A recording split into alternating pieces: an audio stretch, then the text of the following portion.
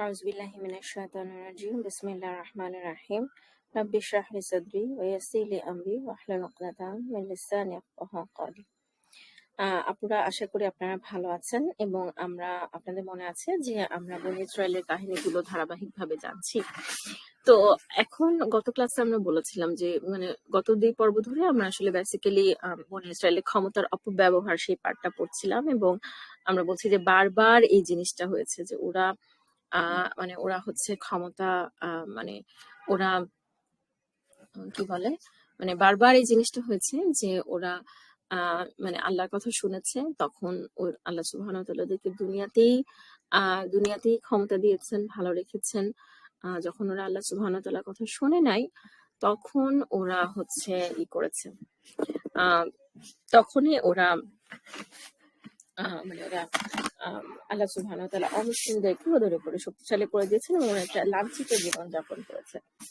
এখন আমরা বারবার বনী ইসরায়েলের কাহিনীর সাথে আমাদের বর্তমান মুসলিম উম্মার একটা প্যারালাল সমান্তরাল চিত্র তুলে ধরার চেষ্টা করছি এবং আমরা বলছি যে আমাদেরকে আসলে এখান থেকে আল্লাহ সুবহানাহু ওয়া তাআলা বনী ইসরায়েলের কাহিনী এত ডিটেলসে, এত বিস্তারিত, এত ইনডেপথে কোরআনে উপস্থাপন করেছেন এই জন্য যেন ওদের থেকে আমরা শিক্ষা নিতে পারি বা বুঝতে পারি যে আল্লাহর সিস্টেমটা কিভাবে কাজ করে। তো এখন আপুরা, একটা জিনিস সেটা হচ্ছে যে আমার কাছে মনে হয় যে তখনকার বনী ইসরায়েলদের চাইতেও আমাদের অবস্থা এই অর্থে খারাপ যে বনী ইসরায়েলরা তখন তারা বুঝতে পেরেছে যে ওরা হচ্ছে বুঝতে পেরেছিল যে আমাদের এই ঝামেলার কারণটা হচ্ছে আমরাই, হ্যাঁ, বা আমরা যে আল্লাহর কথা শুনতেছি না, বা আমরা যে আল্লাহর কথা থেকে দূরে সরে গেছি, এটা ওরা বুঝতে পারতেছিল। তো আমার কাছে মনে হয় যে আমরা মুসলিমরা এখন সেটাও ঠিক মতন বুঝি না। আমরা উল্টা আল্লাহ আছে কিনা, ইসলাম সত্যি নাকি, এই ধরনের কনফিউশনে ভুগি। হ্যাঁ, আর যেটা আমি বলবো যে আমার শিকড় সন্ধানে বইটা লেখার একটা ওয়ান অফ দ্য মোটিভেশন ছিল যে মানুষকে বুঝানো যে আল্লাহর সাহায্য কখন আসে, আল্লাহর সাহায্য কিভাবে আসে, আল্লাহর সাহায্য যে কন্ডিশনাল, আল্লাহর সাহায্য যে অর্জন করে নিতে হয় সেই ব্যাপারটা। তো আমরা যদি এখন কাহিনী ধারাবাহিকতায় আসি, তাহলে আমরা দেখবো যে আল্লাহ সুবহানাহু ওয়া তাআলা শক্তিশালী করে দিলেন নন মুসলিমদেরকে বনী ইসরায়েলের উপরে। বনী ইসরায়েলরা এরকম খুব একটা লাঞ্ছিত জীবন যাপন করলো কিছুদিন। এরপরে ওরা একটা সময় দেওয়ার ফেড আপ, ওরা বুঝতে পারতেছে যে ওরা আল্লাহ থেকে একটা আল্লাহ ভীরু জীবনযাপন করতেছে না দেখে ওরা হচ্ছে করলো, হ্যাঁ, ওরা এরকম করতেছে। তো তখন এরপরে কি হলো সেই জিনিসটা আল্লাহ সুবহানাহু ওয়া তাআলা বেসিক্যালি সূরা বাকারা 246 থেকে 249 নম্বর আয়াতে তুলে ধরতেছেন। এটা হচ্ছে বাচ্চা তালুতের কাহিনী। তো এগেইন আপনারা জানেন যে আমি সবসময় অ্যারাবিক কোরআনের উপর অনেক এমফাসাইজ করি। তো অ্যারাবিক কোরআনে আমরা যাব, তার আগে আমরা ট্রান্সলেশনটা দেখি। যে এখানে বলা হচ্ছে যে মুসার পরে তুমি কি বনী ইসরায়েলের একটি দলকে দেখোনি যখন তারা নিজেদের নবীর কাছে বলেছে, তারা বলেছে নিজেদের নবীর কাছে যে আমাদের জন্য একজন বাদশা নির্ধারিত করে দিন যাতে আমরা আল্লাহর পথে যুদ্ধ করতে পারি।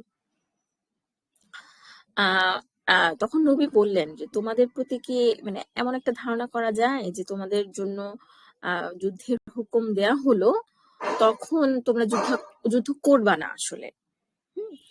তখন তারা বলল যে আমাদের কি হয়েছে যে আমরা আল্লাহর পথে লড়াই করব না, হ্যাঁ, অথচ আমরা বিতাড়িত হয়েছি নিজেদের ঘরবাড়ি ও সন্তান সন্ততি থেকে, হ্যাঁ। কিন্তু অতঃপর যখন তাদেরকে লড়াইয়ের নির্দেশ দেওয়া হলো বা কিতালের নির্দেশ দেওয়া হলো, তখন সামান্য কয়েকজন ছাড়া তারা সবাই ঘুরে দাঁড়ালো। আর আল্লাহ সুবহানাহু ওয়া তাআলা জালিমদেরকে ভালো করেই জানেন। ঠিক আছে, এখন একটা পয়েন্ট হচ্ছে আপুরা, যে এখানে এই অর্থগুলো পড়লে অনেক ধরনের কনফিউশন হয়। তো আমার স্টুডেন্টদের মাঝেই কনফিউশন হয়েছে, তো এই জন্য এই জিনিসটা আমি ভাবলাম যে আমি অডিওতে একটু ক্লিয়ার করে নিই এই ডিপ রিডিং সিরিজে। সেটা হচ্ছে যে দেখেন, যেটা তো হচ্ছে যে মুসা আলাইহিস সালামের পরে ইসরায়েলের একটা দল তারা তাদের নবীর কাছে গেল, অলু লি নবিয়্যিল্লাহুম, তো এখন তার মানে হচ্ছে, যে ওই নবী চাই কেন তাদের লিডার ছিল না?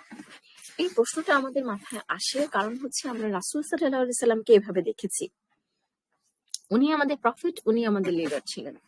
কিন্তু আসলে আমরা যদি দেখি যে আমরা যদি অন্য সব নবীদের জীবনে পড়তাম বা আমাদের একটু ওভারঅল আইডিয়া থাকতো, তাহলে আমরা দেখতাম যে নবী প্লাস উনি উনি প্লাস মানে লিডার হয়েছেন বা ক্ষমতায় গেছেন, এই কম্বিনেশনটা কিন্তু খুব একটা কমন কম্বিনেশন না। মুসা আলাহিসাল্লাম এরকম ছিলেন, মুসা আলাহিসাল্লামই লিডার ছিলেন, উনি নবী ছিলেন।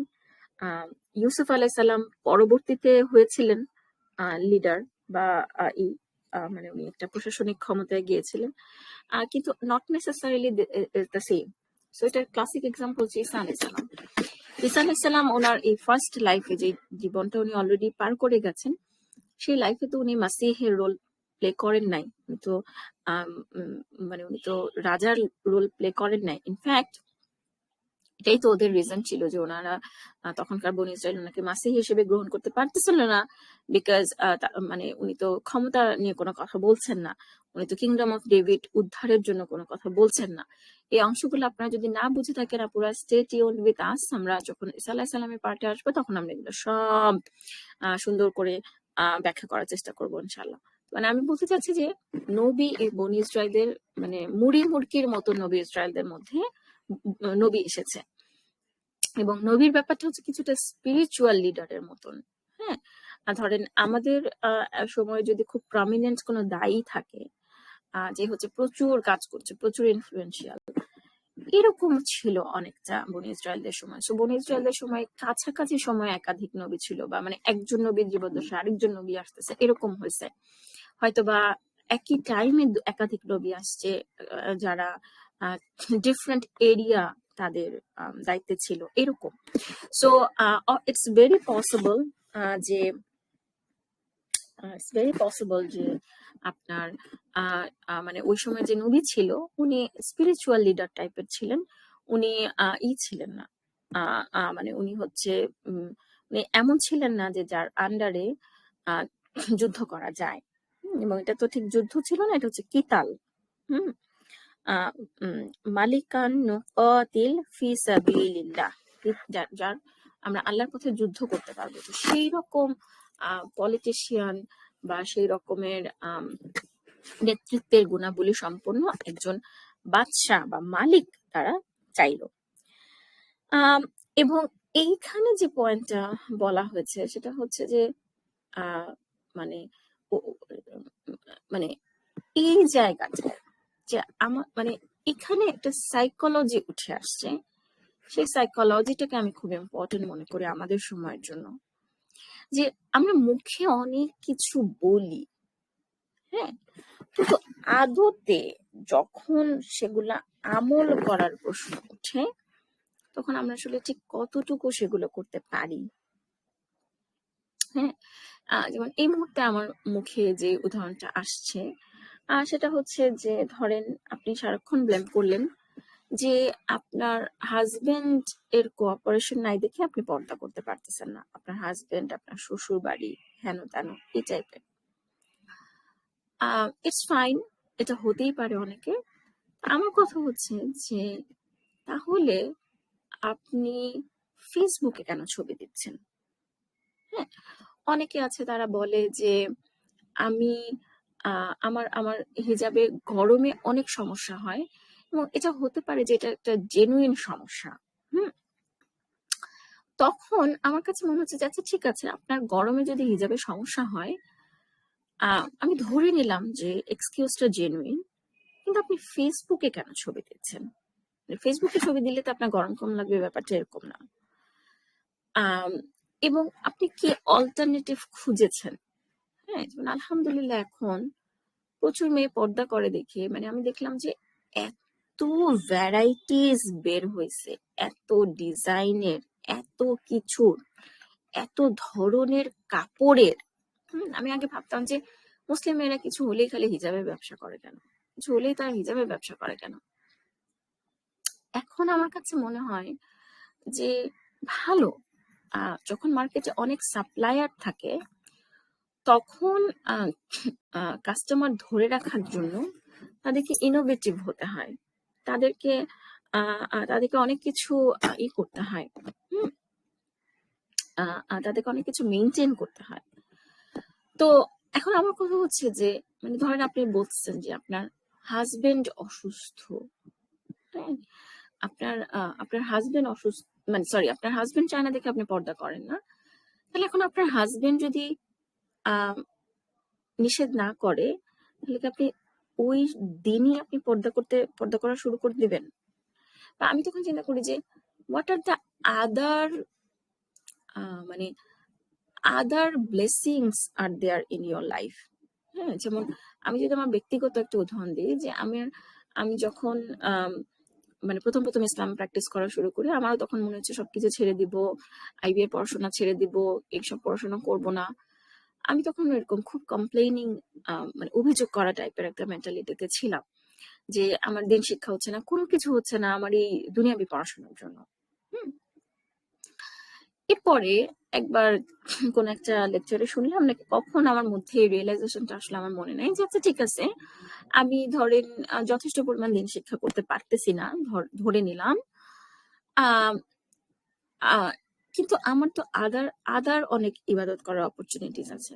যেমন আমি আমার বিয়ের আগে আমি একা সিঙ্গেল একটা রুমে থাকতাম, হ্যাঁ, এবং যখন মানে বিয়ের আগে মেয়েদের ফরজ গোসলের ব্যাপারগুলো থাকে না, হাজবেন্ডের সাথে থাকা বা এই ধরনের ব্যাপারগুলো অনেক কিছু থাকে না, তখন আমার কাছে মনে হচ্ছে যে আমি তো চাইলে এখন তাহাজ্জুদে উঠতে পারি, মানে who is preventing me to wake up from তাহাজ্জুদ? No one actually. এটা, এবং এরপরে আমি যখন আস্তে আস্তে আস্তে আস্তে আমি যখন আচ্ছা ঠিক আছে, আমি যখন তাহাজ্জুদেও মাঝে মাঝে একটু ওঠা বা একটু মোটামুটি রেগুলার ওঠা শুরু করলাম, তখন আমি দেখলাম যে আমার অন্য জায়গাতেও অনেক বারাকা হচ্ছে। আমি আইডেন্টিফাই করতে পারতেছি যে না, আসলে এই পড়াটা চালিয়ে গিয়েও আমি আসলে আমার দিন শিক্ষা করতে পারি, আমি আসলে প্রচুর সময় নষ্ট করি। এরকম করে করে মানে আমি বলতেছি যে আমাদের টেন্ডেন্সিটা যদি কমপ্লেনিং না হয়, আমাদের টেন্ডেন্সিটা যদি এরকম না হয় যে অন্য সবার জন্য আমি ইবাদত করতে পারতেছি না, তাহলে আমরা দেখবো যে আল্লাহর রহমত গুলো আমরা লাইফ আইডেন্টিফাই করতে পারবো। হ্যাঁ, তো এখানে এই আয়াতটাতে একটা সাইকোলজি ফুটে উঠেছে, মনে হচ্ছে যে আমাদেরকে একটা লিডার দিলেই তার নেতৃত্বে যুদ্ধ করে আমরা একেবারে সব জয় করে ফেলবো। তো আল্লাহ সুবহানাহু ওয়া তাআলা নোজ যে হোয়াটস ইন দেয়ার মাইন্ড। তখন উনি বললেন যে এরকম কি হবে যে তোমরা মানে তোমাদেরকে দেয়া হবে সমস্ত কিছু, তারপর তোমরা যুদ্ধ করবা না? এটা কিভাবে সম্ভব? হাউ কাম যে আমরা আল্লাহর পথে যুদ্ধ করবো না, যখন যেখানে আমাদেরকে এই জন্য অনেক সাফার করতে হচ্ছে, আমরা আমাদের ঘর বাড়ি বাচ্চা কাচ্চা সবার থেকে আমরা সেপারেটেড, মানে কি ওই যে বের করে দিছে অমুসলিমরা, বনী ইসরায়েলদের উপর যখন ক্ষমতাশালী হয়েছে, অফকোর্স তারা বের করে দিছে। তাহলে আমরা মানে এটা কিভাবে সম্ভব? কিন্তু যেহেতু আল্লাহ সুবহানাহু ওয়া তাআলা, দেখা গেল যে ওটাই ঠিক, যে তখন আবার মানে মানে যখন ওদের এক্সকিউজ যেটা ছিল, ওদের ছুতা যেটা ছিল, অজুহাত যেটা ছিল, সেটা যখন চলে গেল, তখন ওদের আসল রূপটা বের হয়ে গেল। সো দিস ইজ সামথিং, এটা আসলে আমাকে খুবই বদার করে, এটা আসলে আমাকে খুবই বদার করে। এবং আল্লাহ সুবহানাহু ওয়া তাআলা আমাদেরকে এরকম নিজেদের কাছে মিথ্যা অজুহাত মিথ্যা অজুহাত দেওয়া থেকে মানে দেওয়ার টেন্ডেন্সি থেকে আল্লাহ আমাদেরকে রক্ষা করুন। এবং একটা জিনিস হচ্ছে যে একটা বিষয় যেটা আমি এটা বলে আমি শেষ করবো, সেটা হচ্ছে যে আমি অনেক সময় অনেককে বলি যে আপনি কি নিশ্চিত যে আপনি ধরেন একটা সম্পর্ক টিকিয়ে রাখার ব্যাপারে বা যে কোনো একটা ব্যাপারে আমি মানুষকে জিজ্ঞেস করি যে আপনি কি নিশ্চিত, আপনি আল্লাহর কাছে দাঁড়িয়ে বলতে পারবেন যে I gave my best effort, আমি আমার সর্বোচ্চ চেষ্টাটুকু করেছি? তখন আমি অনেককে দেখি খুব কনফিডেন্টলি তারা হ্যাঁ বলে, কিন্তু আমার কাছে আমার ইমপ্রেশন হচ্ছে যে না, তারা চেষ্টা করে নাই এনাফ। তো এখন আমি একটা প্যারালাল সম্পূরক প্রশ্ন করি, সম্পূরক প্রশ্ন আমি যেটা করি সেটা হচ্ছে যে আপনি আল্লাহকে জিজ্ঞেস করেন, আল্লাহ আমি যেটাকে বেস্ট এফোর্ট ভাবতেছি এটা আসলে কি তোমার চোখে বেস্ট এফোর্ট? যদি না হয় তাহলে তুমি আমার মধ্যে রিয়েলাইজেশন ঢুকায় দাও যে আমি বেস্টটা দিই নাই। এই সম্পূরক প্রশ্ন আমার কেন আমি তাদেরকে করি, বিকজ আমার কাছে মনে হয় যে আমরা মুসলিমরা পাশ মার্ক কি এটাই জানি না। আমি ধরে নিচ্ছি পাশ মার্ক হচ্ছে 30, সে অনুযায়ী আমল করতেছি, আর পরকালে গিয়ে দেখলাম যে পাশ মার্ক আসলে 60 ছিল, ডিজাস্টার হয়ে যাবে কিন্তু। এবং এটা ক্লাসিক এক্সাম্পল হচ্ছে সূরা আসর। সূরা আসর টক্স অ্যাবাউট পাশ মার্ক। কেন এটা পাশ মার্কের কথা বলে? কারণ আপনারা দেখবেন সূরা আসরে কোনো পুরস্কারের কথা নাই, বলা হচ্ছে যে আহ ওয়াল আসর ইন্নাল ইনসানা লাফি খুসর ইল্লাল্লাযিনা, নিশ্চয়ই মানুষ ক্ষতির মধ্যে নিমজ্জিত, তারা নয় যারা এই 4টা কাজ করে। এই 4টা কাজের মধ্যে কিন্তু দাওয়া আছে। আমাদের মধ্যে কয়জন আমরা দাওয়াতি কাজ করি? হুম, দাওয়াতি কাজ করতে গেলে আমাদের, কারণ আসলে এখন দাওয়াতি কাজ করতে গেলে আমাদেরকে অনেক কমফোর্ট জোনের বাইরে বের হতে হয়। এবং একটা কথা আজকাল আমি খুব বলি, আমার এই রিয়েলাইজেশনটা খুব হচ্ছে ইদানিং, এবং আমি আজকাল এই কথাটা সবাইকে বলি, সেটা হচ্ছে যে আলহামদুলিল্লাহ আমাদের এখন ইসলামিক কন্টেন্টের অভাব নাই। প্রচুর মানুষ প্রচুর কন্টেন্ট বানাচ্ছে। আমাদের হচ্ছে এখন রিচের অভাব। আমরা আমাদের ফ্রেন্ডসদের কাছে পৌঁছাতে পারছি না, আমরা আমাদের রিলেটিভসদের কাছে পৌঁছাতে পারছি না, আমরা আমাদের কলিগদের কাছে পৌঁছাতে পারছি না। আমরা ইসলামে আসার পরে একটা কেমন যেন অদ্ভুত মানুষ হয়ে যাচ্ছি, অথচ ইসলামে আসার পরে আমাদের অসম্ভব অ্যাপ্রোচিং একজন পার্সোনালিটি হওয়া উচিত ছিল, যে কারো কোনো বিপদ আপদ আসলে, কারো কোনো সমস্যা আসলে তার মাথায় আসবে যে আমি অমুকের সাথে কথা বলবো, সেই অমুকটা হবেন আপনি। এবং আরেকটা কথা আমি এখন নতুনদেরকে বলি, যে তোমরা অনেক সময় মনে করো যে আমি তো এত কিছু জানি না, আমি কি দাওয়াতি কাজ করব? না, ওয়ার্ক অ্যাজ আ চ্যানেল। তুমি জানো না, ঠিক আছে, তুমি তাকে বলো যে আমি জানি না, কিন্তু আমি জেনে নিতে পারবো ইনশাল্লাহ।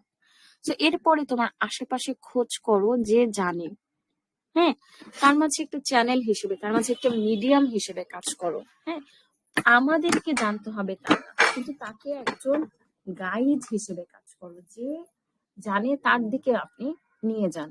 আমার এরকম প্রচুর হয়, আমার কাছে মনে হয় আমাকে মানুষ জিজ্ঞেস করে, আমি বলি যে আমি জানি না, কিন্তু আমি জেনে নিতে পারবো। হুম, তো যাই হোক আপুরা, এইটুকুই। এই অ্যাপ থেকে আমরা একটা হিউম্যান সাইকোলজি নিয়ে কথা বললাম, যে সাইকোলজিটা আমার কাছে মনে হয় যে আমাদের বর্তমান মুসলিম উম্মার জন্য খুবই খুবই খুবই জরুরি। জাযাকুমুল্লাহ খায়রান শোনার জন্য। আসসালামু আলাইকুম রাহমাতুল্লাহি ওয়া বারাকাতুহু।